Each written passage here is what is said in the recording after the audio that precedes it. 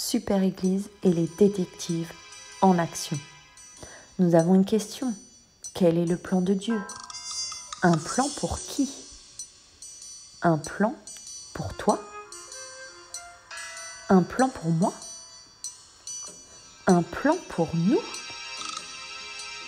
Les détectives associés vont suivre les traces des histoires bibliques pour connaître la vérité. Avec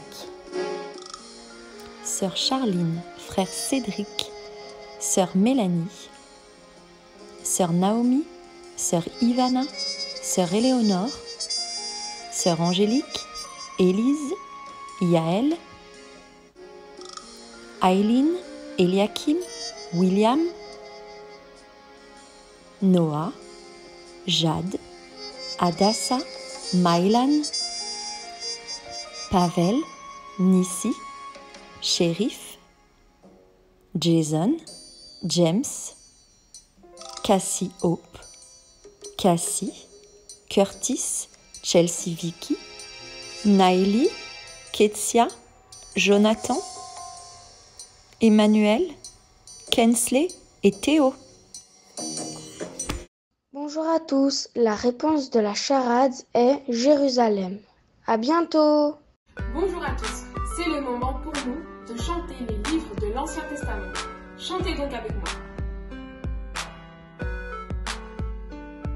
Genèse, Exode, Lévitique, Nombre, Deutéronome, Josué, Juge, Ruth, 1 et 2 Samuel, 1 roi, 2 rois, 1 et 2 chroniques, Esdras, Néhémie, Esther, Job,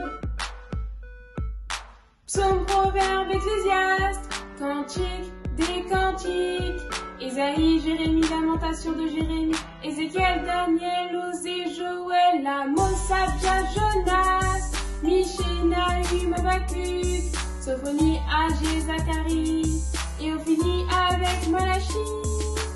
Hello les enfants! Aujourd'hui, nous allons apprendre un nouveau verset. Lisez-le avec moi. Jean 14, 18. Je ne vous laisserai pas orphelins, je viendrai à vous. On va le faire encore une fois, car attention, un bon détective se doit d'avoir une bonne mémoire. Allez, c'est parti. Jean 14, 18. Je ne vous laisserai pas orphelins, je viendrai à vous.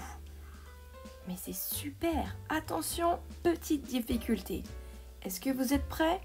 Moi, je pense que vous êtes prêts. Jean 14, 18. Je ne vous laisserai pas orphelins, je viendrai à vous. Oh, mais vous êtes des détectives en herbe, dites-moi. C'est super! Attention, est-ce que vous allez pouvoir le réciter sans le lire? Moi, je crois que oui. On y va? Jean 14, 18. Je ne vous laisserai pas orphelins, je viendrai à vous. Vous voyez? Vous êtes de vrais détectives en devenir. Super! Allez, une dernière fois. Jean 14, 18. Je ne vous laisserai pas orphelins, je viendrai à vous. Bonjour à tous, c'est Kensley et je vous présente l'énigme suivante. Mon premier est la première syllabe du mot ballon.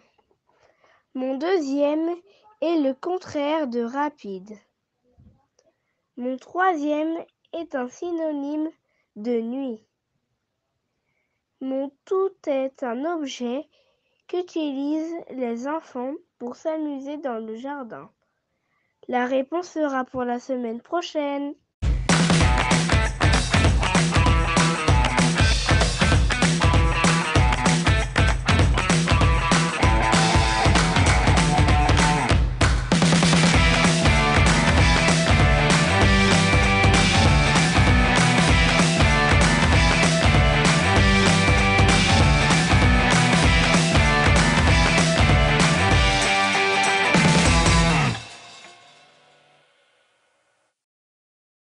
Bonjour à tous, j'espère que vous allez bien et que vous vous réjouissez encore de tout ce qu'on a appris la semaine dernière. Jésus-Christ est ressuscité, il est sorti du tombeau, il n'y retournera pas et nous avons la victoire. Jésus-Christ a vaincu la mort.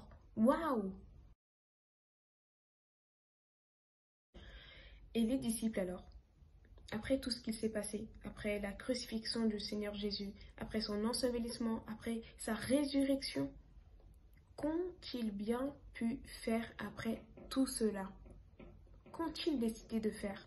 Avaient-ils un plan quelque part à suivre?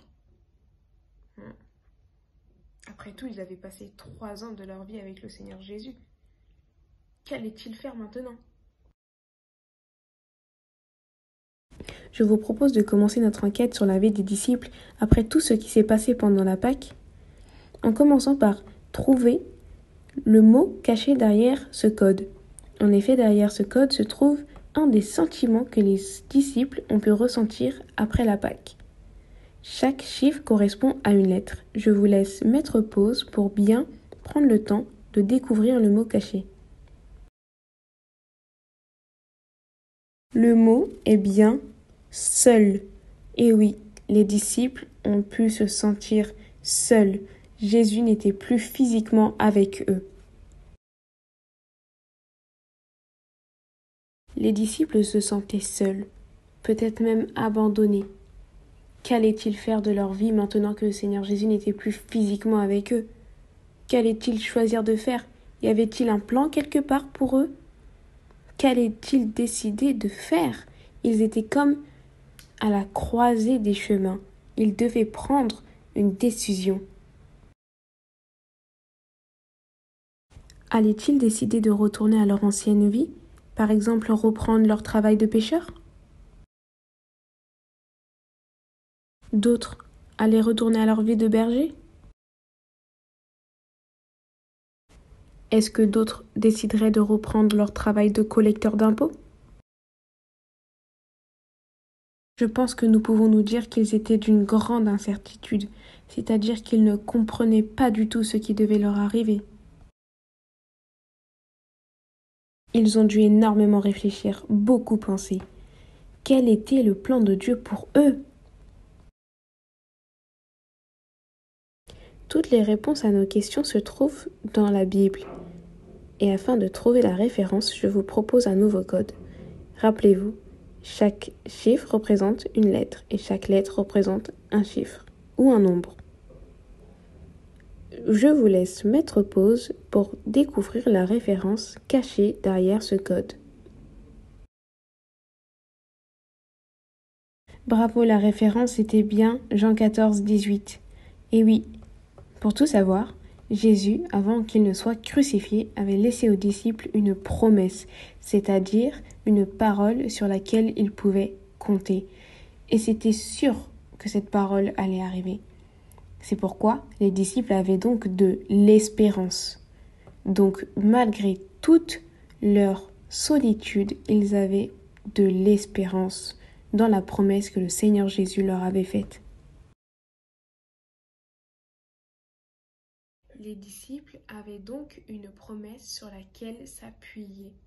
Mais quelle était vraiment la signification de cette promesse? Qu'est-ce que ça voulait réellement dire? Je ne vous laisserai pas orphelin, je viendrai vers vous. Quand? Comment? Voilà une autre question, d'autres questions sur lesquelles nos enquêtes vont se porter. Mais nous verrons cela plus tard. Bonjour les enfants. La semaine dernière, nous avons appris que Jésus est ressuscité. Aujourd'hui, nous venons d'apprendre que, suite à la résurrection de Jésus, les disciples s'attendent à une promesse. Alors, si vous souhaitez en savoir plus au sujet de cette promesse, je vous donne rendez-vous la semaine prochaine. En attendant, je vous souhaite une bonne semaine.